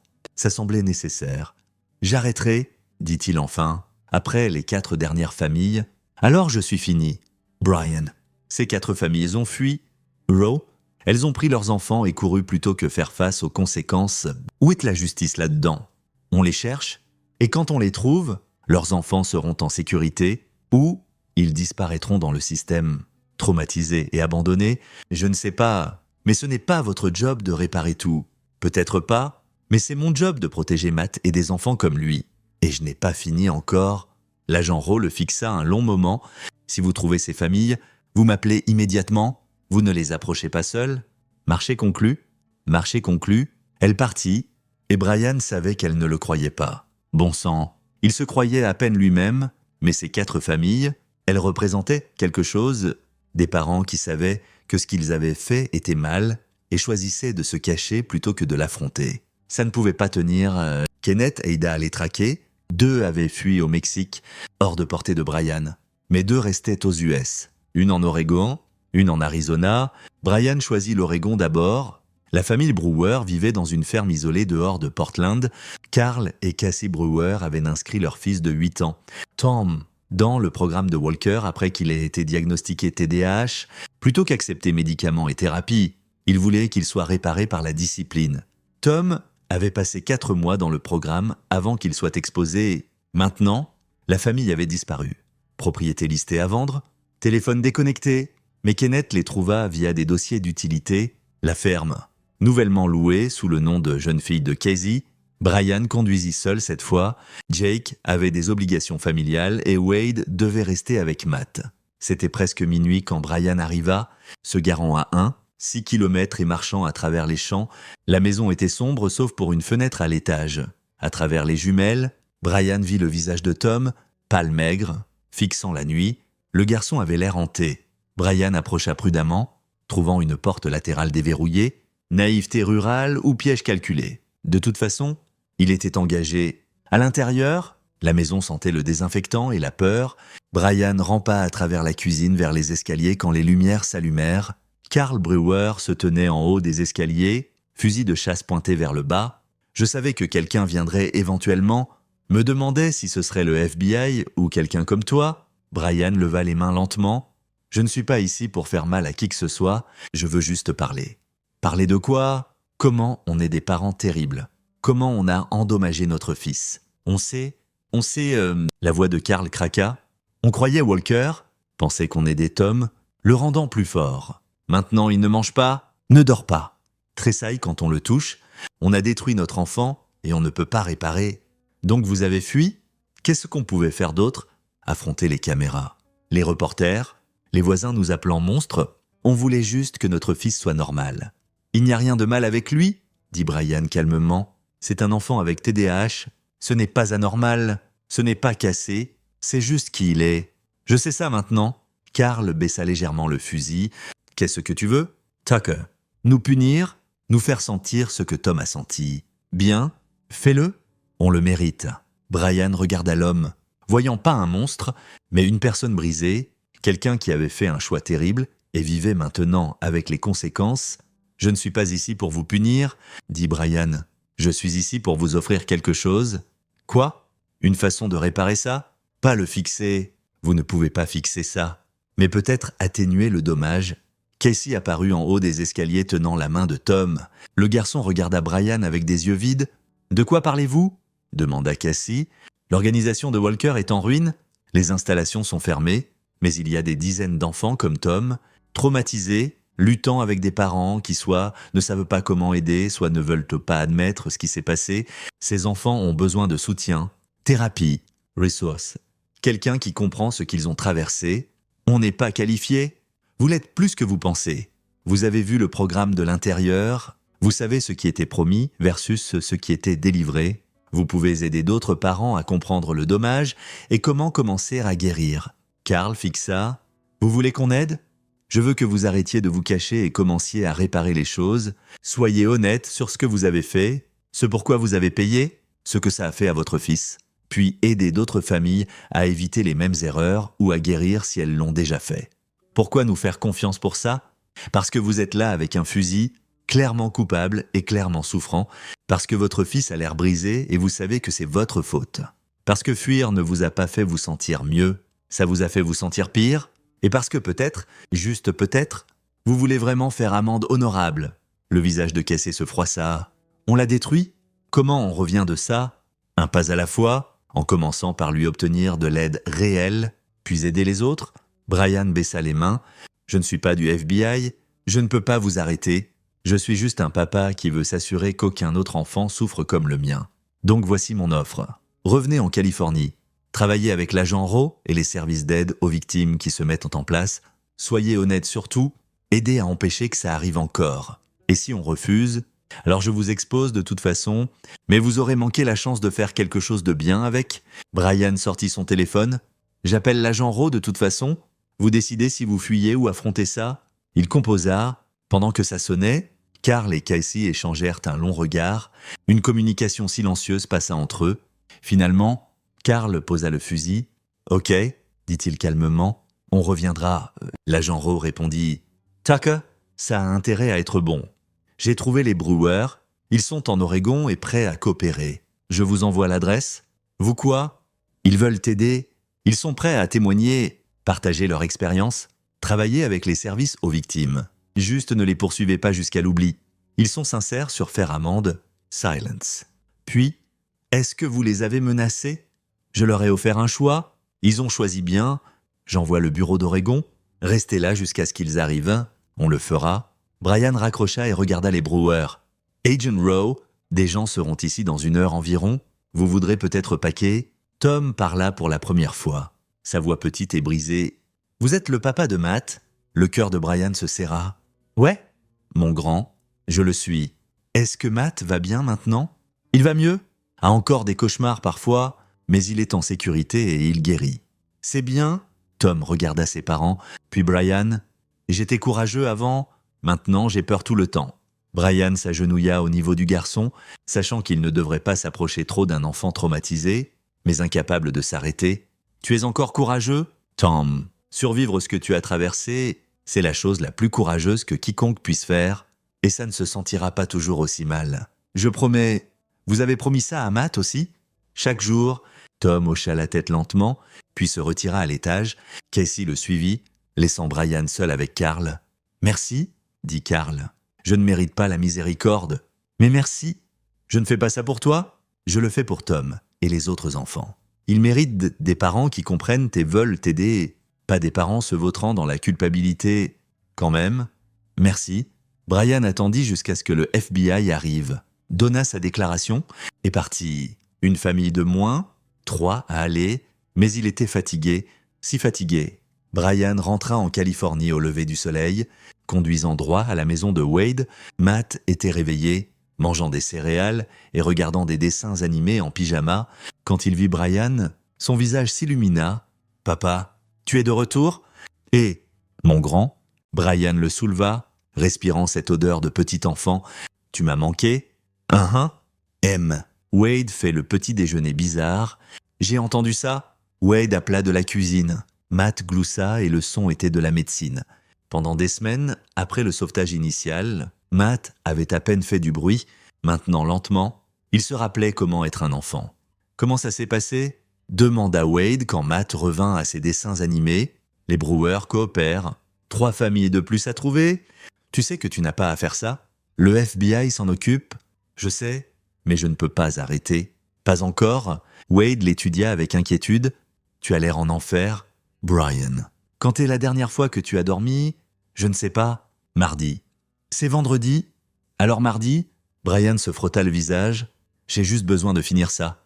M'assurer que tous ces enfants sont comptés, tous les parents comprennent. Puis je peux me reposer. Tu tournes sur vide. Tu vas t'écraser après. Emily l'avocate appela à midi avec des nouvelles. Brian, le divorce est finalisé, garde complète pour vous. Visite supervisée pour Cassie en attente de sa coopération avec les procureurs fédéraux. Elle a signé tout, pas de contestation. C'était rapide? Son avocat voulait que ce soit fini vite. Je pense qu'ils espèrent que coopération et remords aident son cas. Et Brian, il y a autre chose. Clint Pena a fait caution. Brian se glaça. Quand son avocat a argué qu'il n'était pas un risque de fuite vu son service militaire et liens communautaires. Le juge a fixé la caution à 2 millions.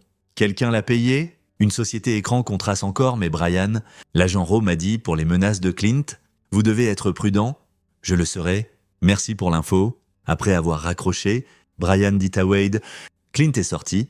Quelqu'un avec des poches profondes l'a cautionné. Barker, probablement, ils le veulent dans la rue pour soit fuir, soit causer des problèmes. Brian vérifia son coffre à armes, confirmant que son pistolet était chargé et accessible. Il n'avait jamais été du type à porter. Mais les circonstances avaient changé. On doit être prêt?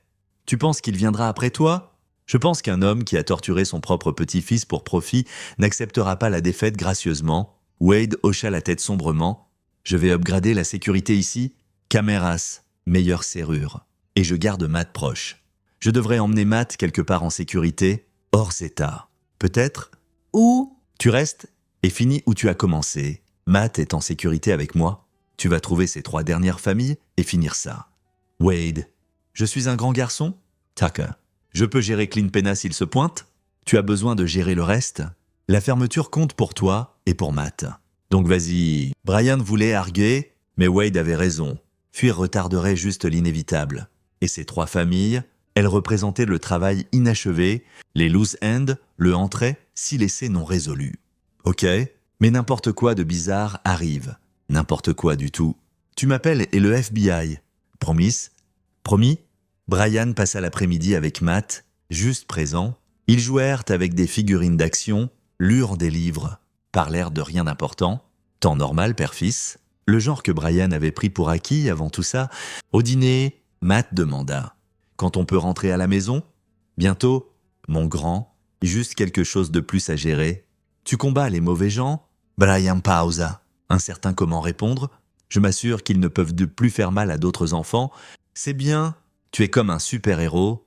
Non, mon grand. Je suis juste ton papa. Même chose. Matt le dit avec une telle conviction que Brian y crut presque. Cette nuit-là, après que Matt se soit endormi, Brian planifia son prochain mouvement. La famille d'Arizona, Glenn et Joe Green, avaient fui à Phoenix. Kenneth les avait tracés à une maison de location près de l'aéroport. Positionné pour un vol international rapide si besoin, Brian partirait le matin.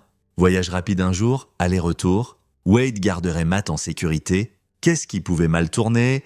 Brian était en Arizona rencontrant les Green qui se révélèrent dévastés et coopératifs comme les Brewers quand l'appel de Wade vint. Brian, il est ici. Clint est à ma maison. Quoi? Brian courait déjà pour sa voiture. Vous allez bien? Matt est en sécurité. On est enfermé dans la pièce sûre. Je l'ai vu sur les caméras de sécurité. Essayez les portes. Quand elles n'ouvraient pas, il a essayé de briser une fenêtre. Ça a déclenché l'alarme. Donc il est parti. Mais Brian, il ne va pas partir. Je suis à 2 heures de l'aéroport. Vol de 3 heures. Une autre heure à la maison. Pouvez-vous aller à un endroit différent? Déjà appelé l'agent Rowe. Elle envoie quelqu'un pour nous extraire et nous emmener à une maison sûre. On sera parti avant que tu atterrisses. Bien. Reste au téléphone jusqu'à ce que le FBI arrive. On le fera? Et Brian, dépêche-toi. Clint avait l'air dérangé, comme s'il n'avait plus rien à perdre. Brian agrippa le volant, poussant la voiture de location à des vitesses dangereuses. L'agent Rowe appela alors qu'il embarquait dans l'avion. Et Tucker, Wade et Matt sont sécurisés. On a un boulot pour Clint Pena. Il a violé les conditions de caution en approchant votre famille. Il est désespéré. Walker est en garde. Le réseau est exposé. Sa fille coopère contre lui. Il n'a rien, ce qui le rend dangereux. Brian, venez à la maison sûre quand vous atterrissez. N'allez pas chez vous. N'essayez pas de gérer ça vous-même.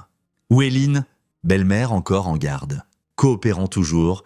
Pourquoi? Juste curieux si Clint est complètement seul ou s'il a de l'aide. Autant qu'on sache, seul, ses connexions se distancient du scandale. Il est toxique maintenant. Bien? Le vol fut une agonie, 3 heures de stillness forcée pendant que l'esprit de Brian courait à travers des scénarios. Clint n'était pas un génie tactique, mais il était entraîné, dangereux quand acculé, et il avait fait des menaces. Brian atterrit à 21 heures, ignora les instructions de l'agent Rowe et conduisit à la maison sûre. C'était un motel banal dans un district commercial. Agent du FBI stationné dehors. À l'intérieur, Matt courut vers lui et Brian le tint trop serré, sentant le battement de cœur du garçon contre sa poitrine. « Mais Wade m'a protégé », dit Matt. On s'est caché dans sa pièce spéciale jusqu'à ce que le FBI vienne. « C'est bien, mon grand. Tu as été très courageux. » Wade avait l'air épuisé, mais indemne. « L'agent Rowe veut te parler ?» Elle était dans la pièce adjacente, revoyant des images de sécurité sur un laptop. « Et Tucker, contente que vous ayez ignoré mon conseil de venir ici. Ce ne serait pas la première fois. » Elle repassa les images du système de sécurité de Wade. Ça montrait Clint approchant la maison, essayant les portes, paraissant de plus en plus agité. Quand la fenêtre brisa, il fuit à pied, disparaissant dans des arbres proches. « On a des unités fouillant le quartier ?» dit Rowe. « Mais ça fait 8 heures, il pourrait être n'importe où. »« Il reviendra ?» dit Brian avec certitude. « Ce n'est pas sur l'évasion pour lui, c'est sur la vengeance. Il me blâme pour détruire tout ce qu'il a construit. Probablement, ce qui est pourquoi vous restez ici jusqu'à ce qu'on l'attrape. »« Non ? Pardon ? Je ne me cache pas pendant que Clint est là dehors. Il me veut, donnons-lui une chance. Mais à mes termes avec backup du FBI, vous voulez vous utiliser comme appât ? Je veux finir ça ce soir si possible, avant qu'il fasse mal à quelqu'un. » Rowe considéra. « Ce que vous proposez, j'aille chez moi seul. Wade et Matt restent ici. Vous mettez une équipe de surveillance sur ma maison. Quand Clint se pointe, et il le fera, vous le prenez. C'est risqué. Tout dans ça a été risqué. Mais ça marche. Clint opère sur l'émotion maintenant, pas la stratégie. Il fera des erreurs. Et s'il ne le fait pas, s'il est plus intelligent qu'on pense et évite le piège, alors on essaye autre chose. Mais Rowe, vous l'avez dit vous-même, il est dérangé. Les gens comme ça ont besoin de fermeture. Même si c'est violent, je lui offre cette chance dans une situation contrôlée. » Après une longue pause, l'agent Rowe hocha la tête. « Je positionnerai des équipes autour de votre maison, tireurs d'élite sur les bâtiments adjacents, agents dans des véhicules non marqués. Vous portez un micro ? Au premier signe de menace, on bouge. Marché conclu ? » Wade tira Brian à part avant qu'il parte. « Tu es sûr de ça ? Non ? Mais Matt ne peut pas vivre en se cachant. Ça doit finir. Sois juste prudent. Tu es un meilleur ami que je mérite. Et Matt a besoin de son père. Je serai de retour avant que tu le saches. » Brian conduisit à sa propre maison pour la première fois en semaine. Elle avait l'air la même, ma suburbaine, normale, pelouse ayant besoin d'une tonte, jouait dans la cour, mais elle se sentait différente, tachée par tout ce qui s'était passé dedans. Il pouvait sentir l'absence de Cassie. Elle avait pris des vêtements, des produits de toilette, n'importe quoi de personnel. La maison était maintenant juste une structure vide de la vie qu'elle avait autrefois tenue. Brian fit du café, s'assit dans le salon et attendit. Les agents du FBI confirmèrent les positions via l'oreillette qu'ils lui avaient données. « Tucker, on a des yeux sur toutes les approches. Imagerie thermique, vision nocturne. Tout, si Pena s'approche à moins de 100 mètres, on saura. Bien, espérons qu'il n'est pas trop prudent. » Le temps rampait. Minuit passa. Brian combattait l'épuisement, sachant qu'il ne pouvait pas se permettre de somnoler. À 2h14, la fenêtre de la cuisine se brisa. Brian plongea derrière le canapé alors que des coups de feu éclataient. Des tirs déchirèrent le salon, brisant la TV, perçant des trous dans les murs. Les agents du FBI criaient à travers l'oreillette, mais Brian ne pouvait pas les entendre par-dessus le son de son propre battement de cœur. Plus de tirs, puis silence. Brian risqua un regard. Clint se tenait dans la cuisine rechargeant un pistolet, visage tordu de rage. « Et Tucker ? Tu as détruit tout ? Mon œuvre de vie, ma famille, mon but ? Pourquoi ? Parce que tu es trop mou pour discipliner ton propre enfant. Je n'ai rien détruit ? » Brian répondit. « Tu l'as fait au moment où tu as décidé que torturer des enfants était acceptable. Ils avaient besoin d'être forts. Le monde ne dorlote pas la faiblesse. Je les faisais survivants. Tu les faisais victimes. » Clint tira encore, forçant Brian à se baisser. « Où diable était le FBI ? Où était ma fille ? » demanda Clint. « Où est Cassie ? Coopérant avec les procureurs fédéraux. Elle va témoigner contre toi, a donné tout. Tu as perdu. Clint, c'est fini ? Ce n'est pas fini jusqu'à ce que tu sois mort. » Clint chargea dans le salon. Pistolet levé, Brian roula à gauche, attrapa la lampe de table, la lança, la lampe frappa le bras armé de Clint, l'arme déchargeant sauvage. Puis, des points laser rouges apparurent sur la poitrine de Clint. Viseur de sniper. Lâchez l'arme. Des agents du FBI déferlèrent par la porte d'entrée, fusil levé, à terre. Pendant un moment, Brian pensa que Clint se conformerait à le vieux soldat, reconnaissant une force supérieure, acceptant la défaite, mais puis Clint sourit, leva son pistolet vers les agents, les tirs furent presque simultanés, Clint recula en saccade, s'effondra, heurta le sol durement, du sang se répandit dessous lui, s'étalant sur le plancher en bois dur de Brian. Les agents se précipitèrent, sécurisant l'arme, vérifiant les signes vitaux. L'agent Rowe apparut, regarda le corps de Clint, puis Brian. « Vous allez bien ?» Brian hocha la tête, incapable de trouver des mots. « Les secours sont en route, mais il est parti, suicide par flic probablement, ne pouvait pas accepter les conséquences. » Elle guida Brian dehors, loin de la scène. « Vous avez bien fait ?» Tucker. « C'est fini maintenant. Vraiment ?» Walker confesse tout pour négocier un accord. Barker Strategic Ventures est sous investigation par 3 agences fédérales. Les installations sont fermées. Les enfants sont réunifiés avec des relatives ou placés en soins informés du trauma. Le réseau est détruit et les parents, les clients, des poursuites civiles s'empilent. Certains font face à des accusations criminelles pour mise en danger d'enfants où on peut prouver qu'ils savaient entre mes visites et la couverture médiatique, ils sont parias dans leur communauté. Bien ? Vous n'êtes pas censé dire ça ? Je m'en fiche. Il le mérite. Brian regarda sa maison, les fenêtres brisées, les trous de balles. Je ne peux plus vivre ici. Je comprends. Prenez votre temps pour figurer les prochaines étapes et c'est les pour les Elena. Mais Tucker, vous êtes fini maintenant ? Non. Plus de justice vigilante. Plus de traque de mauvais gars. Brian y pensa. Matt était en sécurité. Le réseau brisé, les menaces primaires neutralisées, il avait accompli ce qu'il s'était fixé. « Ouais », dit-il. « Enfin, je suis fini. » L'agent Rowe avait l'air sceptique, mais ne poussa pas. « Reposez-vous.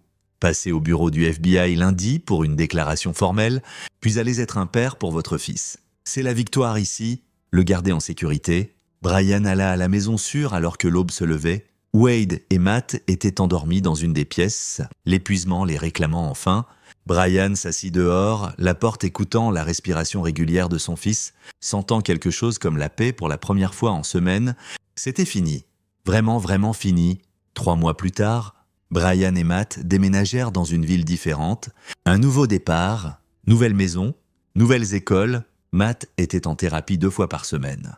Faisant des progrès lents mais stables, les cauchemars étaient moins fréquents, la peur s'estompait. Wade visitait souvent, devenant un fixture permanent dans leur vie.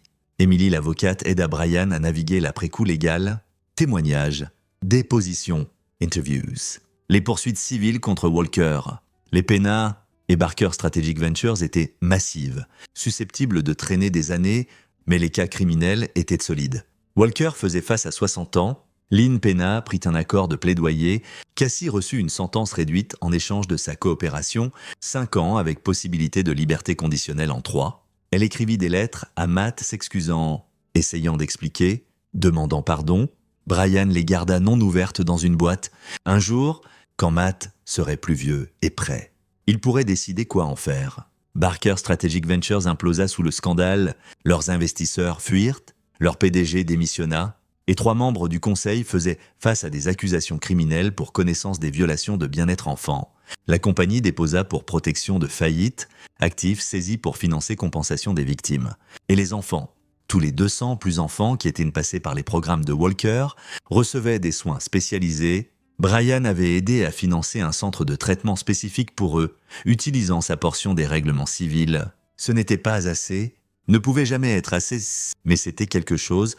Brian lui-même luttait avec ce qu'il était devenu pendant ces semaines, l'homme qui avait effracté des maisons, contraint des confessions, laissé Walker en position de stress. Était-il un héros ou un criminel ? Chercheur de justice ou vigilante ? Il ne savait pas, peut-être les deux, mais il savait une chose, Matt était en sécurité. 32 autres enfants étaient en sécurité, et les gens qui les avaient blessés faisaient face à des conséquences. Ça devait être assez... Un soir, Matt leva les yeux de ses devoirs. Il pratiquait l'écriture de phrases complètes et demanda « Papa, quand je serai grand, Est-ce que je peux aider d'autres enfants comme tu l'as fait? La gorge de Brian se serra. Qu'est-ce que tu veux dire? Des enfants qui ont peur et mal? Est-ce que je peux les aider à ne plus avoir peur? Tu peux, mon grand, absolument, mais tu sais quelle est la meilleure façon de les aider. Comment? En étant heureux toi-même, en montrant que c'est possible de guérir et avancer, en étant gentil et fort et tout ce que tu es déjà. C'est comme ça que tu aides les autres. En étant la preuve que les choses peuvent s'améliorer, Matt considéra ça sérieusement. Puis hocha la tête. « Ok, je peux faire ça. Je sais que tu peux. » Cette nuit-là, après que Matt se soit endormi, Brian s'assit sur le porche regardant des lucioles danser dans la cour arrière. Son téléphone vibra. L'agent Rowe et Taka. Pensez que vous voudriez savoir. Le dernier des enfants manquants a été trouvé, un garçon nommé Kenneth. 12 ans, Barker l'avait placé avec une famille d'accueil qui s'est révélée être partie d'un pipeline de recrutement. On l'a récupéré et il est en sécurité maintenant. C'est une bonne nouvelle? Ça l'est? Tous les enfants sont comptés maintenant. Le réseau est complètement démantelé. Vous l'avez fait? Brian, vous avez commencé quelque chose qui a sauvé beaucoup de vies. J'ai juste protégé mon fils. Vous avez fait beaucoup plus que ça. Et Tucker, hors enregistrement. Ce que vous avez fait, les visites à domicile, les confrontations, je ne peux pas officiellement le condamner, mais je le comprends. Et je pense que ses parents avaient besoin de sentir ce que leurs enfants ont senti. Parfois, la justice n'est pas sur les conséquences légales, parfois c'est sur un reckoning moral. Merci, Rowe. Prenez soin de vous et de ce garçon. Vous avez tous les deux gagné un peu de paix. Brian termina l'appel et s'assit dans le calme de sa nouvelle vie.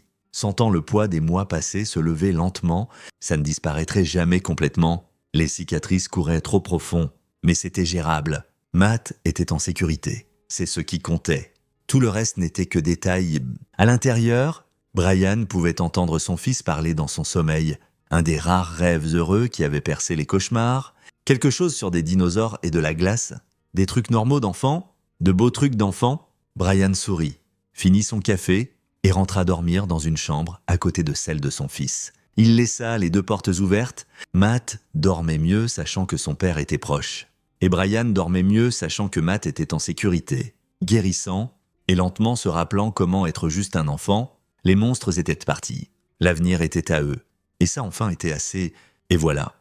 Une autre histoire touche à sa fin. Qu'en avez-vous pensé? J'aimerais entendre vos pensées dans les commentaires ci-dessous. Si vous avez aimé cette histoire, considérez de rejoindre notre communauté en vous abonnant. Ça signifie le monde pour nous. Pour plus d'histoires comme celle-ci, jetez un œil aux vidéos recommandées à l'écran et je vous verrai